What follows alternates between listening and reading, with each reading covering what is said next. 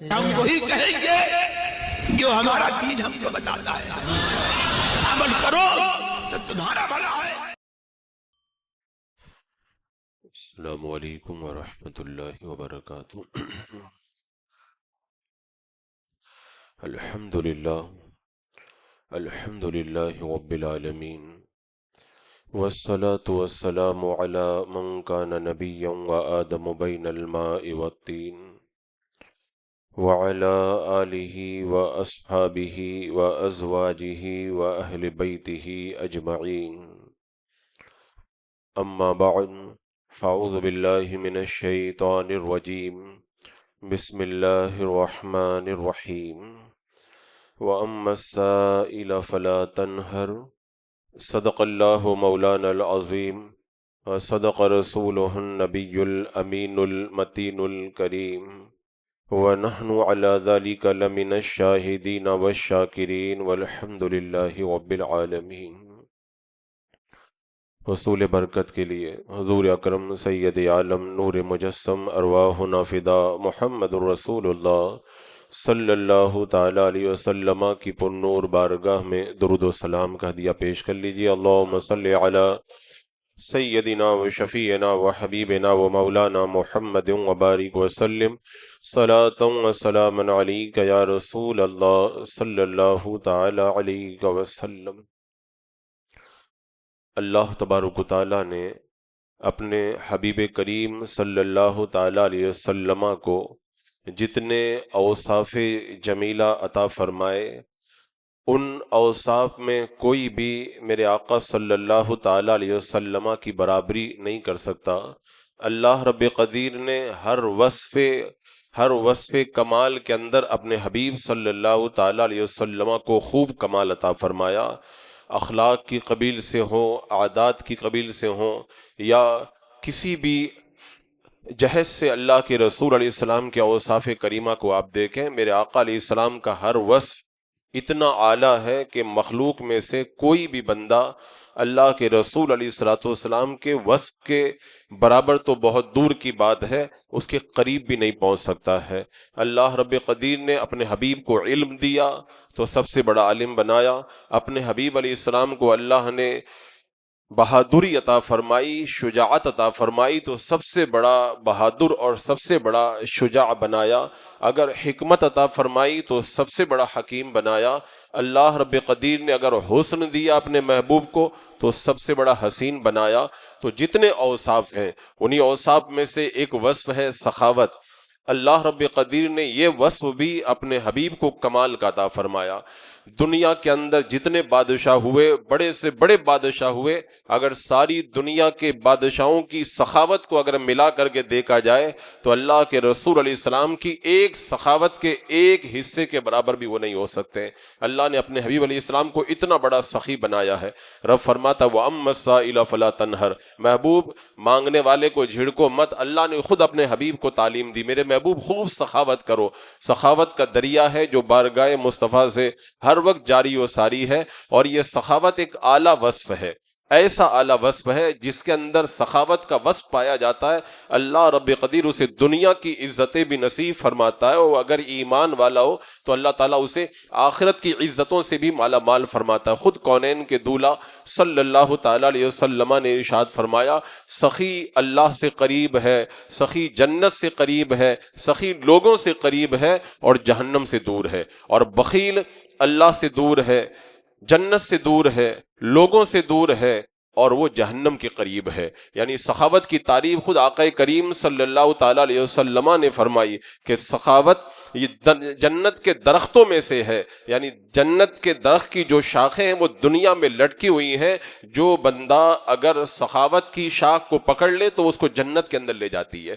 تو سخاوت کی جو تعریفیں کونین کے دولہ صلی اللہ تعالیٰ علیہ وسلم نے فرمائی تو خود اللہ کے رسول صلی اللہ علیہ وسلم نے سخاوت کر کے بھی دکھائی۔ آپ کائنات کے اندر جتنے سخی ہوئے ہیں سارے سخیوں کی تاریخ پڑھ کر کے دیکھیں، اور اس کے بعد میں اپنے آقا کی سخاوت کے بارے میں پڑھیں تو آپ کا دل اللہ کے رسول علیہ السلام کی سخاوت کو دیکھ کر کے جھوم جائے گا۔ اور میں اس حوالے سے یہ گفتگو اس لیے بھی کرنا ضروری سمجھتا کہ اس طرح کے جو عنوانات ہیں ان سے امتیوں کے دل کے اندر اللہ کے رسول علیہ السلام کی محبت اور زیادہ بڑھتی ہے کہ ہم جس آقا کا کلمہ پڑھتے ہیں وہ آقا صلی اللہ تعالیٰ علیہ وسلم اتنے بڑے سخی تھے، اور صرف دنیا کے سخی نہیں، دنیا میں بھی ان کی سخاوت کا دریا جاری ہے، اور آخرت میں کل قیامت کے دن ان کی سخاوت کے جلوے دنیا والے سب کے سب اپنے ماتھے کی آنکھوں سے دیکھیں گے۔ خود میرے آقا صلی اللہ تعالیٰ علیہ وسلم نے فرمایا، میں تمہیں سب سے بڑے سخی کے بارے میں بتاؤں، سب سے بڑے جود و کرم والے کے بارے میں بتاؤں؟ صحابہ نے کہا، عرض کیا یا رسول اللہ، آپ ضرور ارشاد فرمائیے۔ میرے آقا صلی اللہ تعالیٰ علیہ وسلم نے فرمایا، سب سے بڑا جود و کرم فرمانے والا اللہ ہے، اور انسانوں میں، مخلوق میں سب سے بڑا جواد، سب سے زیادہ جود و کرم کرنے والا میں ہوں۔ اللہ کے رسول علیہ السلام نے خود اپنی سخاوت کے چرچے فرمائے۔ حضرت ام المومنین عائشہ صدیقہ رضی اللہ تعالی عنہا فرماتی ہے کہ اللہ کے رسول صلی اللہ تعالی علیہ وسلم ساری کائنات میں سب سے بڑے سخی تھے، تیز آندھی سے بھی زیادہ آپ کی سخاوت تھی۔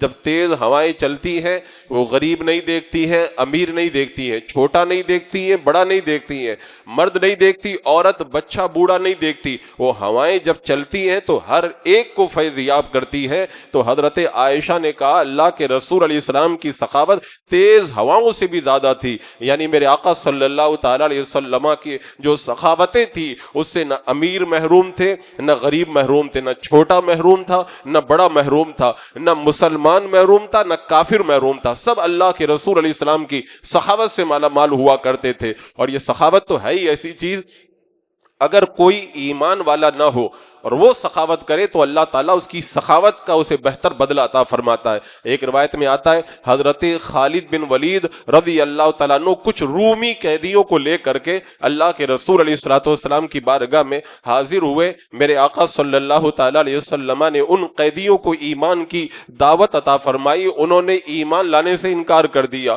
ایک ایک کو قتل کیا جانے لگا، ایک آخری قیدی بچ گیا تو میرے آقا صلی اللہ تعالیٰ علیہ وسلم نے فرمایا اسے قتل نہ کرو۔ حضرت خالد بن ولید نے کہا یا رسول اللہ، سب سے زیادہ مجھے تکلیف تو اسی نے پہنچائی ہے، آپ اس کو قتل کرنے سے منع کیوں فرماتے ہیں؟ میرے آقا صلی اللہ تعالی علیہ وسلم نے فرمایا اللہ تبارک و تعالیٰ نے جبریل امین کے ذریعے یہ پیغام بھیجا ہے کہ یہ اپنی قوم کے اندر سب سے زیادہ سخاوت کرتا ہے، لہذا اس کو چھوڑ دیا جائے۔ میرے آقا صلی اللہ تعالی علیہ وسلم نے فرمایا یہ سخی آدمی ہے، سخاوت کرتا ہے، قوم کا خیال کرتا ہے، اس کو چھوڑ دیا جائے۔ جب اس کو معاف کیا گیا وہ میرے آقا کے قدموں میں بڑھا اور کلمہ پڑھ کے مسلمان ہو گیا۔ تو یہ سخاوت کا اسے صلہ اللہ نے یہ دیا کہ سخاوت کے صدقے میں اللہ تبارک و تعالیٰ نے اسے ایمان کی دولتوں سے مالا مال فرمایا۔ اسی لیے امام بوصیری رحمۃ اللہ تعالی علیہ نے اللہ کے رسول علیہ السلام کی سخاوت کا نقشہ اپنے قصیدہ بردہ شریف کے اندر یوں کھینچا ہے فَإِنَّ مِن جُودِكَ الدُّنْيَا وَذَرَّتَهَا۔ حضور صلی اللہ تعالی علیہ وسلم کے جود و کرم میں سے دنیا اور آخرت ایک حصہ ہے۔ دنیا بھی حضور کی سخاوت کا ایک حصہ ہے اور آخرت بھی حضور کی سخاوت کا ایک حصہ ہے۔ ساری دنیا میں اور آخرت کے اندر حضور صلی اللہ تعالی علیہ وسلم کی سخاوت کے دریا جاری ہے۔ میرے امام نے کہا تھا نا، واہ کیا جود و کرم ہے شہ بتہا تیرا، نہیں سنتا ہی نہیں مانگنے والا تیرا۔ حضرت ام المومنین عائشہ صدیقہ کہتی ہیں حضور صلی اللہ تعالی علیہ وسلم کی زبان مبارک سے کبھی نہیں کا لفظ سائل کے لیے نہیں نکلتا تھا، اور حضرت مولا علی رضی اللہ تعالیٰ عنہ فرماتے ہیں اللہ کے رسول علیہ الصلوۃ والسلام کی بارگاہ میں جب کوئی سوال کرتا تھا، اللہ کے رسول علیہ الصلوۃ والسلام اگر اس کے سوال کو پورا کرنا ہوتا تھا تو پورا فرما دیتے، اور اگر پورا کرنے کا ارادہ نہیں ہوتا تو حضور خاموش رہتے۔ میرے آقا علیہ السلام کوئی جواب نہیں دیتے، یعنی اپنی زبان مبارک سے میرے آقا علیہ السلام نے کسی مانگنے والے کو نہیں کہا، نہیں سنتا ہی نہیں مانگنے والا تیرا، دھارے چلتے ہیں عطا کے وہ ہے قطرہ تیرا، تارے کھلتے ہیں سخا کے وہ ہے ذرہ تیرا، مانگیں گے مانگے جائیں گے منہ مانگی پائیں گے، سرکار میں نہ لا ہے نہ حاجت اگر کی ہے۔ لا کا مطلب ہوتا ہے نہیں، لا کا مطلب ہوتا ہے نہیں، سرکار میں نہ لا ہے نہ حاجت اگر کی ہے۔ حضور نہ تو یہ فرماتے ہیں کہ نہیں دوں گا اور نہ یہ فرماتے ہیں اگر یہ ہو جائے گا تو دوں گا، نہیں، اللہ کے رسول علیہ السلام کی بارگاہ میں جو بھی حاضر ہوتا میرے آقا صلی اللہ تعالی علیہ وسلم اسے خوب عطا کرتے۔ اور ایک بار اللہ کے رسول علیہ السلام نے حضرت اسما سے کہا تھا اسما گن گن کر کے مت دو ورنہ اللہ تعالیٰ بھی تم کو گن گن کر کے عطا کرے گا، یعنی گن گن کے دینے کا مطلب یہ ہے اگر تم دل کھول کے سخاوت نہیں کرو گی تو پھر اللہ کی بارگاہ سے بھی تمہیں خوب نہیں عطا کیا. دل کھول کے سخاوت کرو تاکہ اللہ کی بارگاہ سے تمہیں خوب عطا کیا جائے. اور حضرت اسما سے میرے آقا نے یہ فرمایا تو صرف فرمایا نہیں, میرے آقا صلی اللہ علیہ وسلم کا طریقہ بھی یہی تھا. حضور جب دینے پہ آتے تھے تو گن گن کے نہیں دیتے تھے. ایک بندہ ہے وہ میرے آقا علیہ السلام کی بارگاہ میں آیا, دو پہاڑیوں کے بیچ میں جو وادی ہوتی ہے وہ پوری کی پوری وادی بکریوں سے بھری ہوئی تھی. میرے آقا علیہ السلام کی بارگاہ میں حاضر ہو کر کے عرض کرتا, یا رسول اللہ مجھے کچھ یہ دے دیجئے. وہ ابھی ایمان نہیں لائے تھے, کہنے لگے مجھ کو کچھ دے دیجئے. میرے آقا صلی اللہ تعالیٰ علیہ وسلم نے فرمایا, یہ جو دو پہاڑیوں کے بیچ میں جو وادی ہے, جا میں نے تجھے پوری بکریوں کی وادی میں نے تجھے دے دی. جب اس نے سنا تو وہ حیرت میں ڈوب گیا.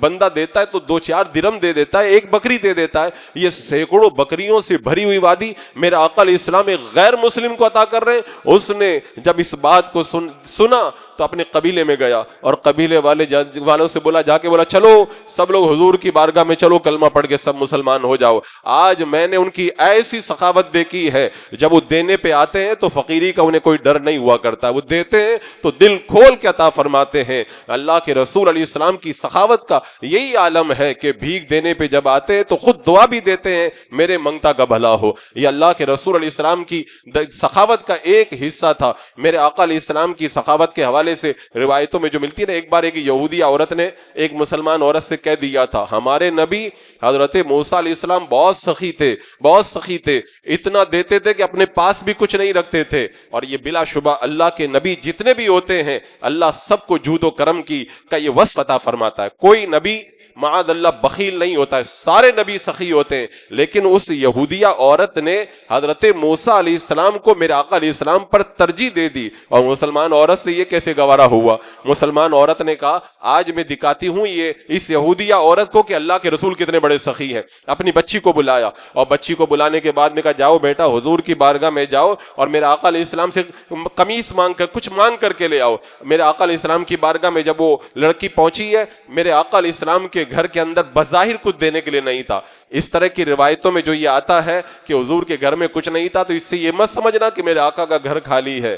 اللہ کے رسول علیہ السلام نے اسی کو اختیار کیا تھا, اسی کو پسند فرمایا تھا, ورنہ دو جہاں کے خزانے حضور صلی اللہ تعالیٰ علیہ وسلم کے دستے پاک کے اندر ہیں. میرا آقا علیہ السلام نے خود ان خزانوں کو قبول نہ کیا. تو جب وہ لڑکی پہنچی کہ مجھ کو کچھ عطا کریں, میرا آقا علیہ السلام کے پاس ایک قمیص تھی. حضور علیہ السلام نے اپنی وہ قمیص اتار کر کے اس بچی کو عطا کر دی. اب میرا آقا علیہ السلام اپنے مکان میں تشریف فرمائے, اذان کا وقت ہو گیا, اذان ہو گئی, صحابہ انتظار کر رہے ہیں حضور تشریف لائیں گے, نماز پڑھائیں گے, لیکن کونین کے دولہا تشریف نہیں لائے. صحابہ در اقدس پہ حاضر ہوئے, دولت قدا پہ حاضر ہوئے, تو دیکھا کہ میرا آقا علیہ السلام کے جسم اطہر پر قمیص نہیں ہے. ایک قمیص تھی, میرے آقا علیہ السلام نے وہ بھی مانگنے والے کو عطا فرما دی ہے. یعنی اپنی ضرورتوں کو ترک کر کے دوسروں کو عطا کر دینا, یہ میرے آقا علیہ السلام کے در پاک پہ. پھر اللہ نے وہ آیت کریمہ نازل فرمائی, وَلَا تَجْعَلْ يَدَكَ مَغْلُولَةً إِلَىٰ عُنُقِكَ وَلَا تَبْسُطْهَا كُلَّ الْبَسْطِ فَتَقْعُدَ مَلُومًا مَحْسُورًا, جس کا مفہوم یہی ہے محبوب نہ تو بالکل اپنے ہاتھ باندھ کے رکھو, یعنی بخیلی بھی نہ کرو, اور کہا محبوب پورے ہاتھ بھی مت کھول دو. یعنی میانہ روی اختیار کرنے کا حکم اللہ تبارک و تعالیٰ نے اس آیت کریمہ کے اندر محبوب کے توسط سے پوری امت کو عطا فرمایا. اللہ کے جود و کرم کا مظہر کامل ہے مصطفیٰ جان رحمت صلی اللہ علیہ وسلم. اللہ نے اپنے حبیب کو ایسا جود و کرم والا بنایا. جود اور سخا میں فرق ہوتا ہے. سخا کا مطلب تو یہ ہوتا ہے آدمی خود بھی کچھ رکھے اور دوسروں کو بھی عطا کر دے, اور جود تو وہ ہوتا ہے اپنے پاس کچھ نہ رکھے سب مانگنے والے کو عطا کر دے. تو یہ میرے آقا علیہ السلام سخی بھی تھے اور جود و کرم والے بھی تھے. جب میرے آقا علیہ السلام کی بارگاہ میں کوئی سائل آتا تھا اور اللہ کے رسول علیہ السلام کے در اقدس پر بظاہر کچھ نہیں ہوتا, میرے آقا فرماتے تھے جاؤ تم قرض لے لو اور قرض ہم ادا کر دیں گے. حضرت عمر رضی اللہ تعالیٰ عنہ نے کہا یا رسول اللہ, اللہ تبارک و تعالیٰ نے آپ کو اس بات کا حکم تو نہیں دیا ہے. میرے آقا علیہ السلام نے جب سنا نا تو آپ کو یہ بات پسند نہیں آئی. ایک انصاری موجود تھے, انہوں نے کہا یا رسول اللہ دل کھول کر کے خرچ کیجئے, اللہ عرش کا مالک ہے, آپ افلاس سے نہ ڈریے. میرے آقا علیہ السلام نے جب سنا تو آپ کا چہرہ اور بھی زیادہ جگمگانے لگا اور کہا اللہ نے مجھے اسی بات کا حکم دیا ہے. یعنی قرض لے کر کے سخاوت کرنا یہ اللہ کے رسول علیہ الصلوۃ والسلام کی عادت کریمہ تھی. اور میرے آقا علیہ الصلوۃ والسلام یہ نہیں دیکھتے تھے کہ مجھے قرض ادا کرنے کے لیے مال کہاں سے ملے گا. میرے آقا علیہ الصلوۃ والسلام دل کھول کر کے اس انداز کے اندر سخاوت فرمایا کرتے. اور جب کسی سے آپ قرض لیتے تھے اور قرض کا جب تقاضا ہوتا تھا، دینے کی باری آتی تھی، تو حضور قرض بھی ادا کرتے تھے اور اپنی طرف سے بھی عطا کر. ایک یہودی تھا، اس سے قرض لے لیا. اب وہ اللہ کے رسول علیہ السلام کی بارگاہ میں آیا اور آنے کے بعد کہنے لگا کہ میں نے آپ کو قرض دیا تھا، میرا قرض آپ واپس کیجیے. پھر بعد میں زبان درازی کرنے لگا، یعنی سختی کرنے لگا. حضرت عمر کی موجودگی میں اگر کوئی اس طرح کے الفاظ استعمال کرے، حضور کی بارگاہ میں تیز بولے، حضرت عمر کو کیسے گوارا ہوگا؟ جلال میں آئے، حضور سے اذن طلب کیا، میرے آقا نے منع فرما دیا، کہا عمر جاؤ اس کا قرض ادا کرو. اور جب قرض ادا کیا تو میرے آقا نے فرمایا جتنا قرض تھا وہ تو دے دیا، اس کو اور الگ سے اور انعام عطا فرماؤ. یعنی یہ اللہ کے رسول علیہ السلام کی سخاوت، جو اس انداز کے اندر آ کے گفتگو کرے، سختی کے انداز سے گفتگو کرے، اللہ کے رسول علیہ السلام اسے بھی عطا کرتے اور اسے بھی محروم نہیں فرماتے، اپنی بارگاہ سے اس کو بھی مالا مال کر کے لوٹاتے ہیں. اور میرے آقا علیہ السلام کی سخاوت کا ایک طریقہ یہ بھی تھا، کچھ خریدتے تھے تو جتنے میں خریدا ہے اس سے زیادہ ہی پیسہ عطا فرما دیتے. اور کبھی کبھی تو ایسا ہوتا تھا مال خریدتے تھے اور اس کے بعد میں پیسہ بھی دے دیتے تھے، وہ مال واپس اس کے حوالے فرما دیتے. حضرت جابر رضی اللہ تعالیٰ عنہ، یہ ان کے والد جب شہید ہو گئے، کافی قرض تھا، میرے آقا علیہ السلام نے ان کے قرض کو ادا کرنے کا یہ طریقہ عطا فرمایا. اللہ اکبر. غزوے سے پلٹ رہے ہیں، راستے میں حضرت جابر کا اونٹ اڑ گیا. میرے آقا صلی اللہ تعالیٰ علیہ وسلم نے فرمایا جابر اپنا اونٹ بیچو گے؟ انہوں نے کہا یا رسول اللہ بیچ دوں گا. اب انہوں نے اونٹ کو میرے آقا علیہ السلام کو بیچ دیا اور اس کے بعد میں گھر پہ پہنچے، میرے آقا علیہ السلام کو انہوں نے اونٹ حوالے کیا. میرے آقا نے حضرت بلال سے کہا ان کے اونٹ کا پیسہ ان کو ادا کر دو. جب پیسہ ادا کر دیا، حضرت جابر جانے لگے تو میرے آقا نے فرمایا ان کا اونٹ بھی ان کو واپس کر دو، یہ پیسہ بھی لے جائیں، اونٹ بھی ساتھ میں لے کر کے چلے جائیں. یہ سخاوت کا انداز تھا. مہمان آ جاتے حضور کے در اقدس پہ تو کیا عالم ہوتا تھا. اللہ کے رسول علیہ السلام خود کئی دن تک بھوکے رہتے، لیکن مہمان آپ کے در اقدس پہ آ جاتا تو پھر وہ بھوکا واپس نہیں جایا کرتا تھا. میرے آقا ابو القاسم ہیں، قاسم نعمت ہے، رب کے بارگاہ سے آپ کو یہ اعزاز ملا ہے. میرے آقا فرماتے اللہ عطا کرتا، میں ہی بانٹنے والا ہوں.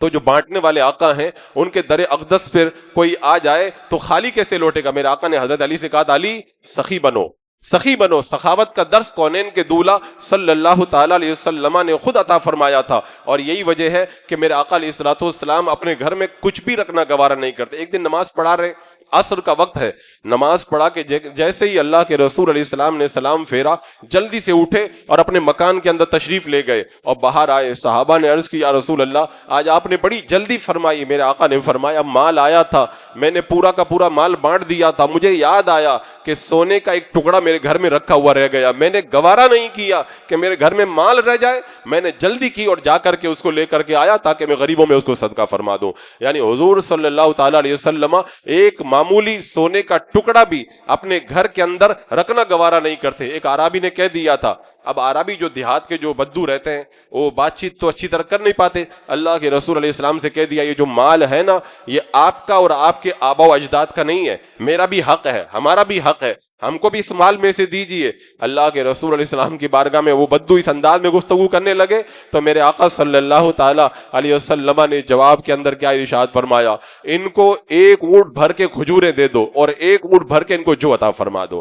یعنی زبان وہ اپنے دیہات والی استعمال کر رہا ہے اور کونین کے دولہ اپنی عادت کریمہ کے مطابق اس کے دامن کو اتنا بھر دیتے ہیں کہ وہ غریب نہیں بلکہ غریب نواز بن جائے. اللہ کے رسول علیہ السلام کی یہ شان شخا، یہ اللہ کے رسول علیہ السلام سخاوت کا دریا.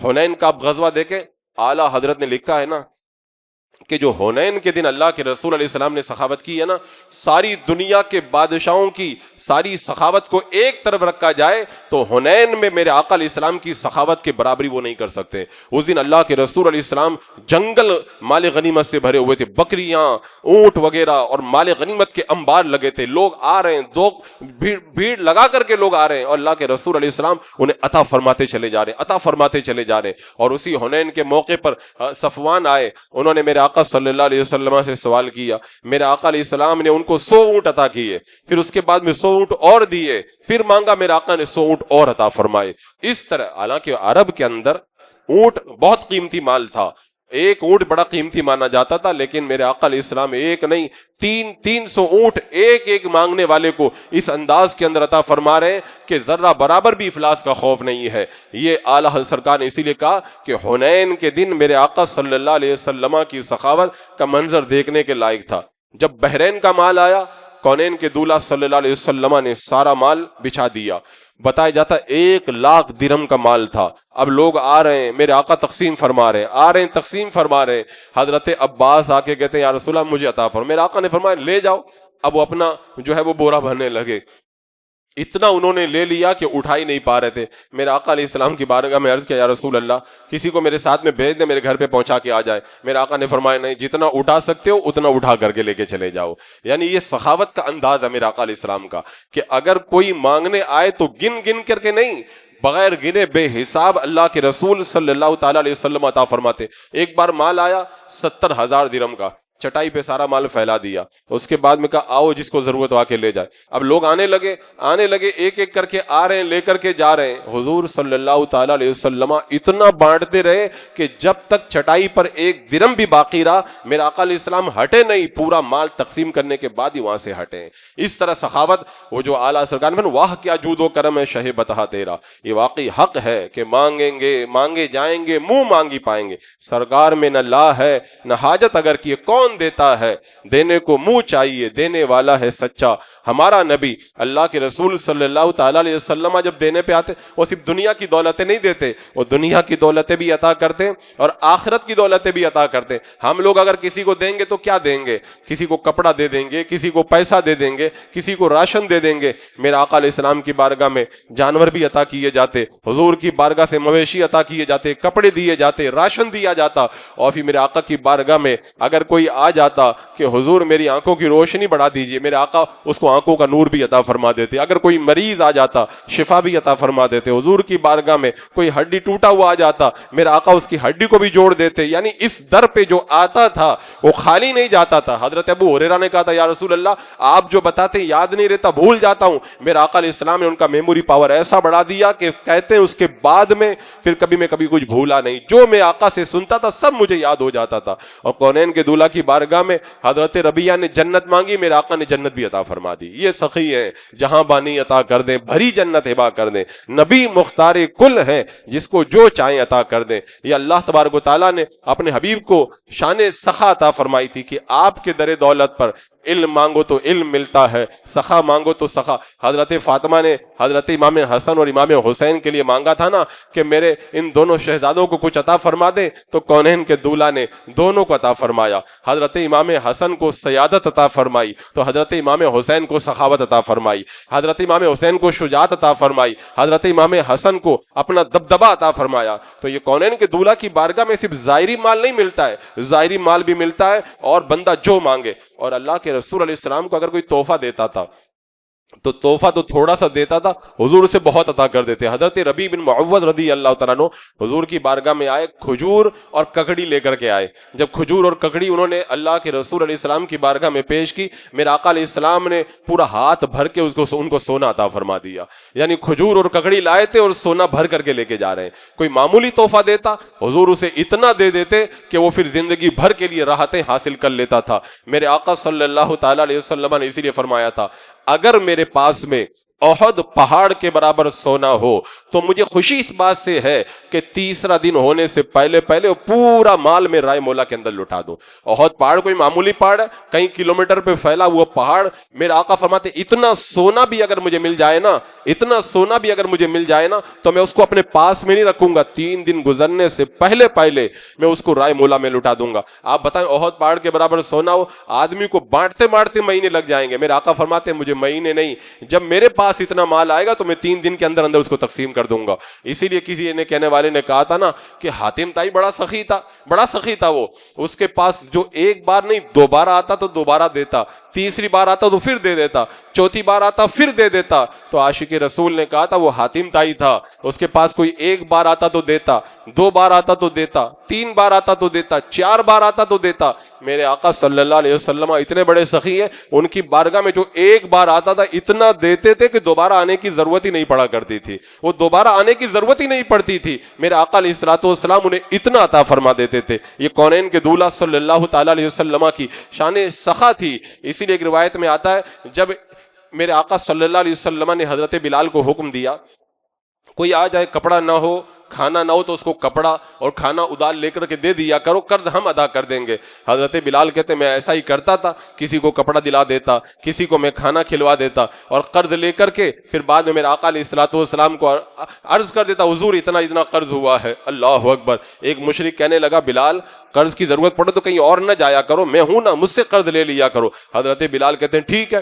اب جب بھی کوئی بھوکا آیا حضرت بلال نے قرض لیا، کھانا کھلا دیا۔ کوئی بغیر کپڑے والا آ گیا تو میرے آقا علیہ السلام کے حکم کے مطابق حضرت بلال نے ان سے قرض لیا اور لے کر کے اس کو کپڑا پہنا دیا۔ کافی قرضہ بڑھ گیا۔ ایک دن وہ مشرک آ کے کہنے لگا بلال بہت قرض ہو گیا ہے، اب ادا کرنا ہوگا، اگر ادا نہیں کیا تو پھر میں تمہیں رسوا کر کے رکھ دوں گا، اور دھمکی دے کر کے چلا گیا۔ حضرت بلال کہتے رات میں مجھے نیند ہی نہیں آ رہی، کیا کروں میں، کیا کروں؟ میرے آقا علیہ السلام کی بارگاہ میں گیا، یا رسول اللہ اب مجھے لگتا ہے یہاں سے نکل کر کے کہیں جانا پڑے گا، نہیں تو وہ مجھے پکڑ لے گا اور پھر مجھے بڑا رسوا کرے گا۔ حضرت بلال کہتے ہیں رات میں جانے کی تیاری کرنے لگا، سامان باندھنے لگا، ادھر صبح سے پہلے کونین کے دولہا کا پیغام آیا بلال کو بلا کے لے کے آؤ۔ جب حضرت بلال پہنچے تو کیا دیکھا؟ مسجد نبوی کے دروازے پر 4 اونٹ ساز و سامان سے بھرے ہوئے کھڑے ہیں، اور میرے آقا علیہ السلام نے فرمایا بلال جاؤ جتنا قرض ہے جا کر کے ادا کر دو، اللہ نے انتظام فرما دیا ہے۔ حضرت بلال کہتے ہیں میں نے سارا قرض ادا کر دیا، مال بچ گیا۔ تو میرے آقا کی سخاوت دیکھو، حضور کیا فرماتے ہیں؟ فرماتے ہیں بلال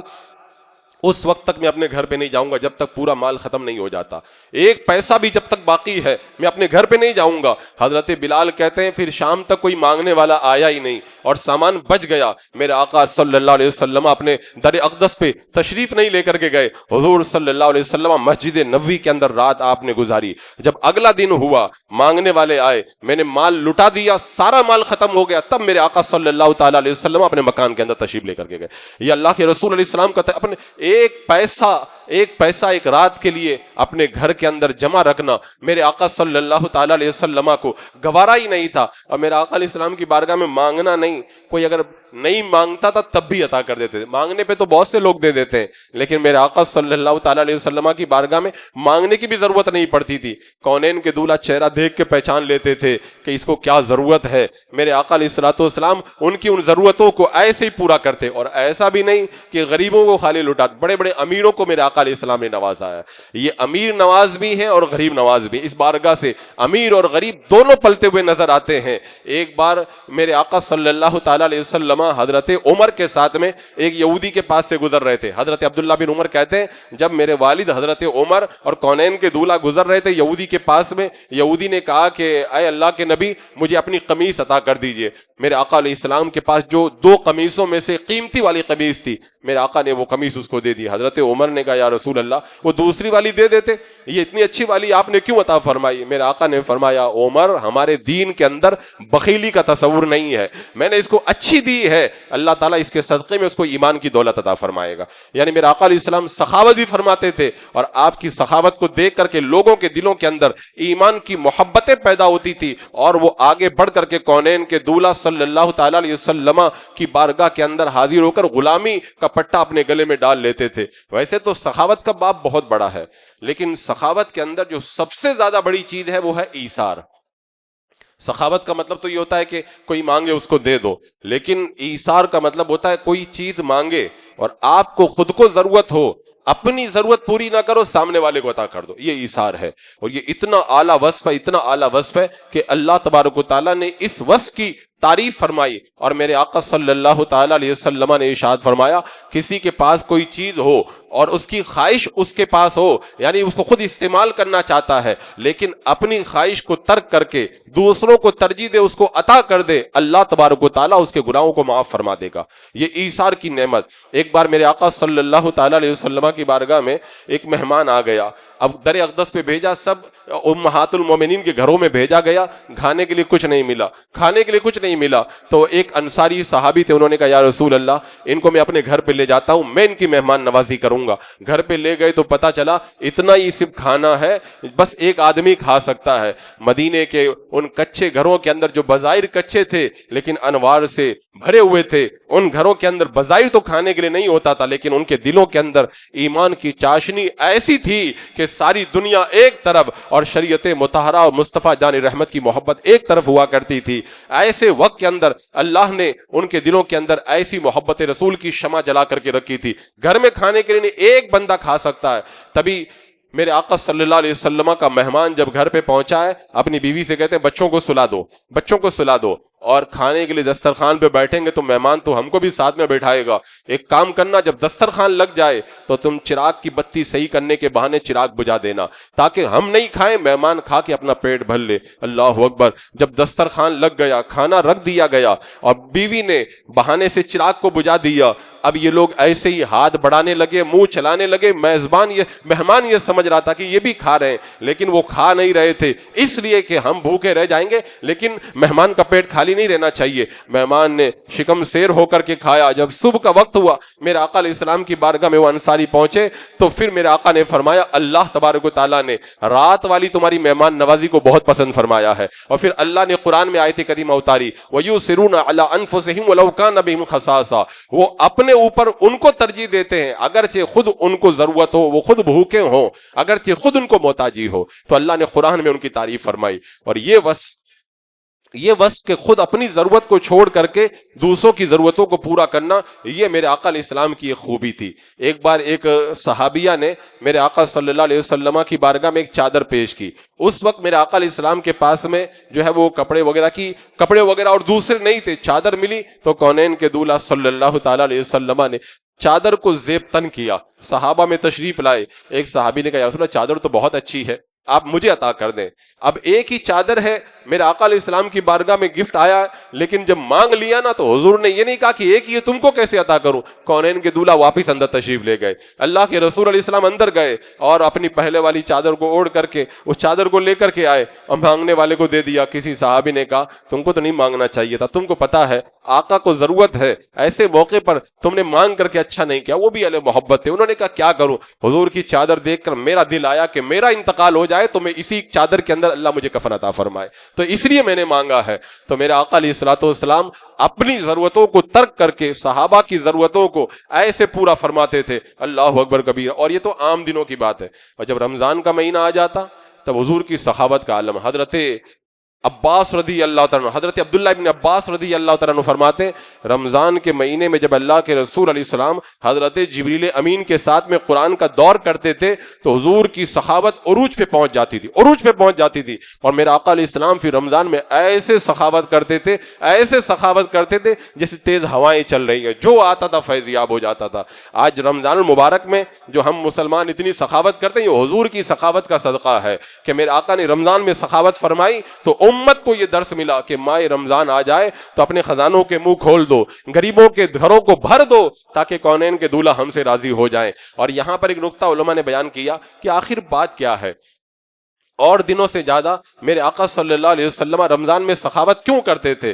تو علماء نے بیان فرمایا اس کی کئی وجہ ہیں۔ اس کی ایک وجہ تو یہ ہے کہ رمضان المبارک میں نیکیوں کا ثواب بڑھ جاتا ہے، اور میرے آقا صلی اللہ علیہ وسلم تو نیکیوں میں خوب آگے بڑھنے والے تھے، تو اس لیے اب زیادہ سخاوت کرتے۔ اور ایک وجہ اس کی یہ بیان فرمائی کہ رمضان المبارک کے مہینے میں اللہ کے رسول صلی اللہ تعالیٰ علیہ وسلم قرآن کا دور حضرت جبریل امین کے ساتھ فرماتے، اور جب قرآن کا دور آپ فرماتے مشاہدات میں اضافہ ہوتا تو پھر آپ کی ہمتیں اور بلندی کی طرف بڑھتی، اور پھر بعد میں جب ہمتیں اور بلندی کی طرف جاتی تو پھر عالم یہ ہو جاتا وہی وَلَلْآخِرَةُ خَيْرٌ لَكَ مِنَ الْأُولَىٰ، محبوب آپ کی ہر آنے والی گھڑی پچھلی گھڑی سے بہتر ہے۔ تو میرے آقا علیہ السلام نے پچھلی گھڑی میں جو سخاوت کی تھی آنے والی گھڑی میں اور زیادہ سخاوت کرتے ہوئے نظر آتے۔ اور ایک وجہ علماء نے یہ بھی بیان فرمائی ہے، رمضان المبارک کے مہینے میں اللہ تبارک و تعالیٰ کا جود و کرم کا دریا جوش میں ہوتا ہے، اللہ تعالیٰ خوب بندوں پہ کرم فرماتا ہے۔ تو میرے آقا صلی اللہ علیہ وسلم نے بھی اللہ کی رحمت کی موافقت فرمائی کہ اللہ جب اس مہینے کے اندر اتنی رحمتیں فرماتا ہے، رزق کو بڑھا دیتا ہے، جہنم کے دروازے اللہ بند فرما دیتا ہے، جنت کے دروازے کھول دیتا ہے، اور جہنمیوں کو جہنم سے آزادی دی جاتی ہے۔ رب کا جب جود و کرم اس مہینے میں اتنا ہے تو میرے آقا صلی اللہ علیہ وسلم بھی اس مہینے میں اپنی سخاوت کے دریا جاری فرما دیا کرتے تھے۔ تو عزیزان مکرم، یہ اللہ کے رسول علیہ السلام کا وہ جوش سخاوت تھا جو اور دنوں کے بنسبت ماہ رمضان المبارک کے اندر اور بھی زیادہ ہو جایا کرتا تھا۔ اور ایسا نہیں کہ میرے آقا علیہ السلام کی حیات ظاہری میں صرف سخاوت کا دریا تھا، حضور دنیا سے پردہ فرما گئے، لیکن آج بھی کونین کے دولہ کے در سے ساری دنیا پلتی ہوئی نظر آ رہی ہے۔ سخاوت کا دریا آج بھی جاری ہو ساری ہے۔ ایسے واقعات سینکڑوں نہیں ہزاروں کی تعداد میں ہیں۔ میرے آقا علیہ السلام کے وصال کے بعد در اقدس پہ جا کے کسی نے مانگا تو بس منگتا کا ہاتھ اٹھنے کی دیر تھی، حضور نے عطا فرمایا ہے۔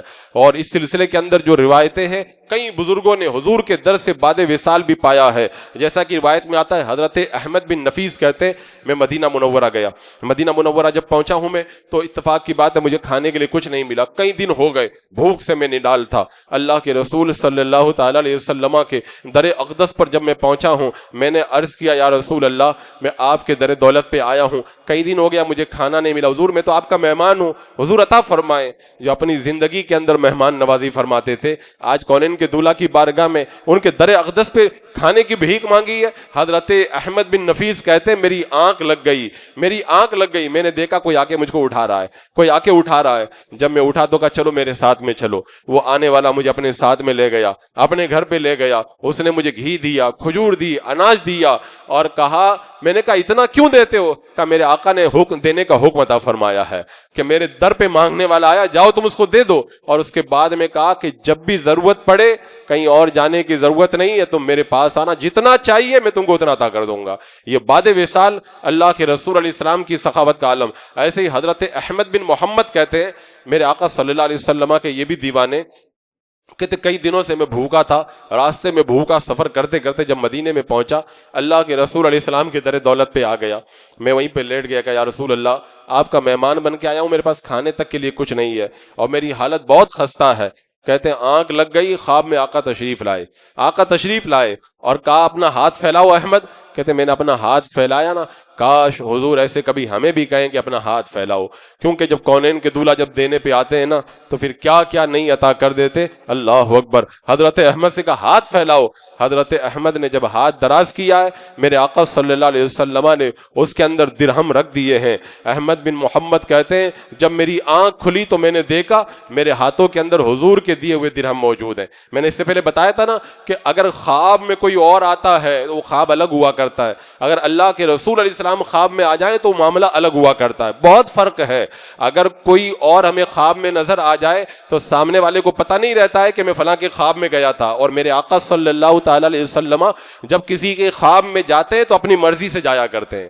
ہم کسی کے خواب میں جاتے ہیں اپنی مرضی سے تھوڑی جاتے ہیں، بس اس نے دیکھ لیا، لیکن اللہ کے رسول علیہ السلام جب کسی کے خواب میں آتے ہیں اپنی مرضی سے آتے ہیں۔ اور دوسری بات یہ ہے کہ جب ہم کسی کو خواب کے اندر دیکھتے ہیں تو سامنے والے کو پتہ نہیں رہتا، میرے آقا کو خواب میں دیکھو تو حضور کو پتہ رہتا ہے، حضور کو پتہ رہتا ہے۔ اور ایک بات یہ بھی ہے، اگر ہم کسی کو خواب میں دیکھیں اور خواب میں اگر ہم کو کوئی وہ کچھ دے دے تو وہ خواب ہوا کرتا ہے، اٹھنے کے بعد میں ہاتھ میں نہیں ہوا کرتا ہے۔ لیکن اللہ کے رسول صلی اللہ تعالیٰ علیہ وسلم کو کوئی خواب میں دیکھے اور میرے آقا ان کو خواب میں کچھ عطا کر دینا تو بیدار ہونے کے بعد خواب کے بعد میں بیداری میں بھی وہ مال موجود رہا کرتا ہے۔ حضرت امام بوصیری رحمۃ اللہ تعالیٰ علیہ کو میرے آقا علیہ السلام نے چادر عطا فرمائی تھی خواب کے اندر، جب بیدار ہوئے تو چادر پاس میں موجود تھی۔ چادر کو بردہ کہتے ہیں، تبھی تو اس قصیدے کا نام قصیدہ بردہ رکھا گیا کہ اس قصیدے کو سن کر کے کونین کے دولہ نے اپنا بردہ، اپنی چادر عطا فرمائی ہے۔ اسی طرح بہت سارے بزرگوں کو خواب میں میرے آقا، جیسے شاہ ولی اللہ محدث دہلوی کو میرے آقا صلی اللہ علیہ وسلم نے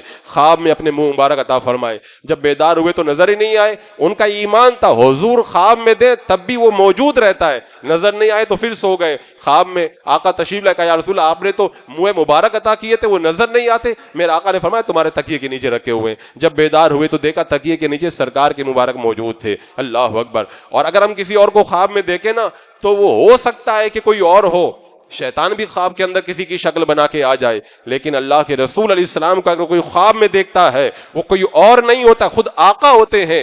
دنیا میں کسی بندے کی نہ مجال ہے نہ شیطان کی مجال ہے کہ خواب میں بھی حضور کی شکل بنا کر کے آ سکے۔ اللہ تبارک و تعالیٰ نے اپنے محبوب کو بے مثال بنایا ہے، وہ دنیا میں بھی بے مثال ہے، خواب میں بھی بے مثال ہے۔ اور اللہ کے رسول علیہ السلام اتنے بے مثال، لم یات نذیر کا فی نظر مثل تو نہ شد پیدا جانا، یا رسول اللہ آپ جیسا کوئی پیدا ہوا ہی نہیں ہے۔ شیطان کی کیا مجال ہے کہ حضور کی شکل بنا کر کے آ جائے؟ یہ تو میں دنیا کی بات کر رہا ہوں، دنیا میں سخاوت کا عالم ہے۔ اور میدان قیامت میں حضور کا جب دریائے کرم جب جوش میں آئے گا وہاں پہ تو پورا منظر ہی الگ ہوگا، پورا منظر ہی الگ ہوگا۔ سارے نبی نور کے تختوں پہ بیٹھ جائیں گے، حضور فرماتے میں نہیں بیٹھوں گا، کیوں؟